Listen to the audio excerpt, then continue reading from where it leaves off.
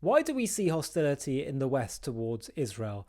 Melanie Phillips, author and journalist, talks to journalist Brendan O'Neill, and she's asked this very question, and her response is deeply insightful. Have a listen, and then I'll offer some reaction. Dead Israelis disturb the narrative. They upset the narrative, by which I mean that it's not just a view, it's become a kind of not even just a cause, it's a kind of article of faith among the progressive West that Israel was created by the Jews through Western guilt over the Holocaust, being parachuted in to a country called Palestine and uprooting the indigenous people of Palestine who've been there since time immemorial and taking over and booting them out and then oppressing the rest who remain and who wish to expand their territory as a result.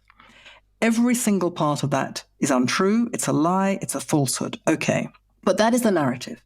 The narrative is of oppressive Israelis and oppressed Palestinians.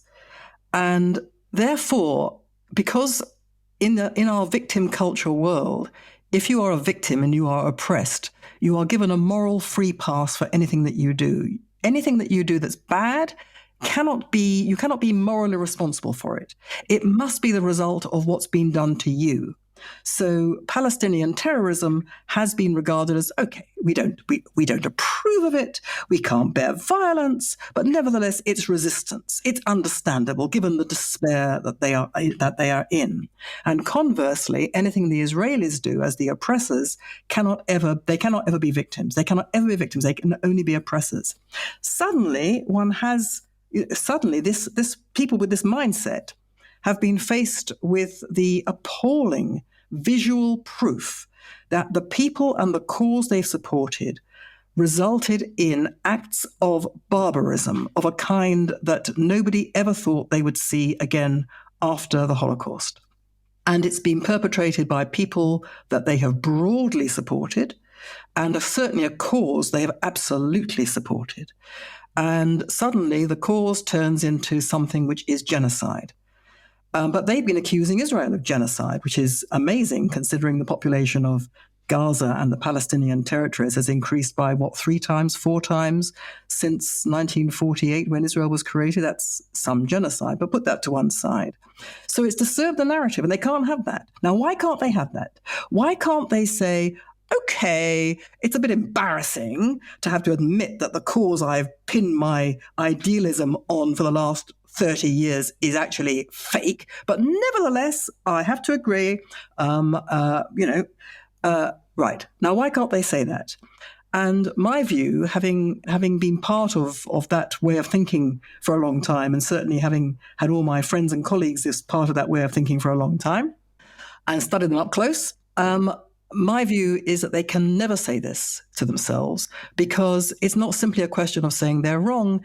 Their belief system is based on the fact that every single thing they believe encompasses and embodies moral virtue. They believe in the betterment of society. They believe in creating a better world. They believe in standing up for the oppressed against the oppressor. They believe in justice against injustice. They believe in all these wonderful things. And consequently, anybody who stands up and says anything against them, against any of these wonderful things, is not only wrong but evil and has to be stamped out as basically an enemy of humanity. Now, we see this in our domestic politics, victim culture and all of that, over a range of domestic issues. But it is absolutely part of their moral personality. What they dread more than anything else, the worst thing in the world that could happen to them, is to take a position which in their minds would make them a right-winger and therefore evil, or evil and therefore a right-winger, because all evil comes from the right and all right-wingers are evil. And consequently, faced with this situation that they saw on October the 7th unfolding in front of our horrified gaze, they are faced with the challenge in which they say to themselves, you know, uh, am I supposed to junk what I've believed? That will make me an evil right winger. And that's so terrible to them because they think that will disintegrate their entire moral personality. So they're going to find a way of dealing with this. So we hear, for example, on the one hand, the silence from so-called feminists who have told the entire male population of the world that they are intrinsically evil because they're all intrinsically potential rapists.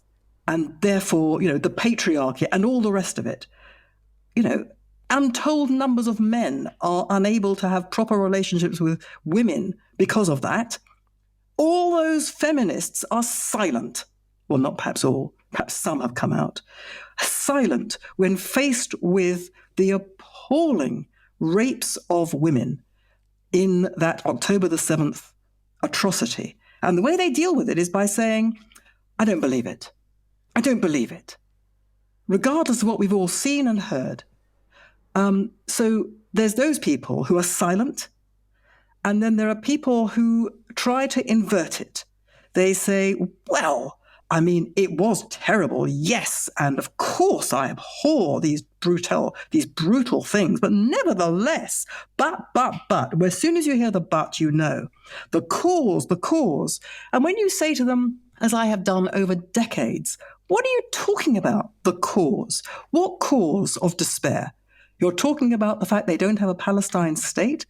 They have been offered a Palestine state over and over again from the 1930s onwards. The last offer consisted of approximately 95% plus of the territory they were demanding, and their reaction has always been to refuse and to start murdering Jews again. And when you say that to them, they say, no, that's not true. That's not true. And they bring up a whole load of chaff, verbal chaff. In other words, it's their reaction is, it's not true. I'm not believing what I'm seeing in front of my eyes even. Because they cannot ever tolerate this idea that their moral personality was based on a monstrous inversion of morality.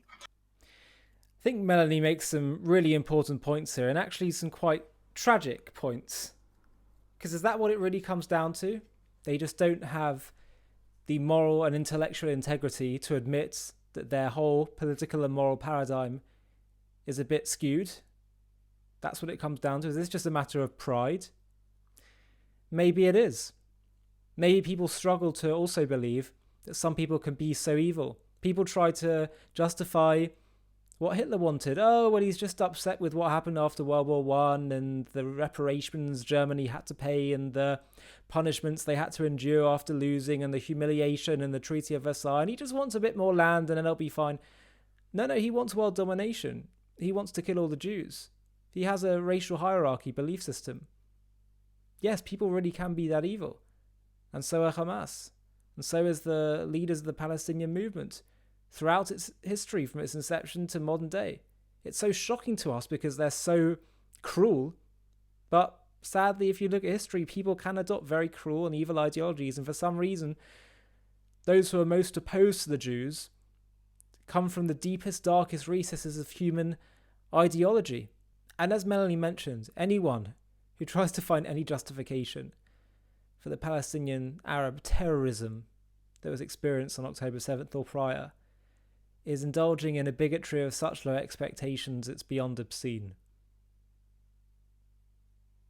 Because you don't have a state, you're going to start raping women and beheading babies and children.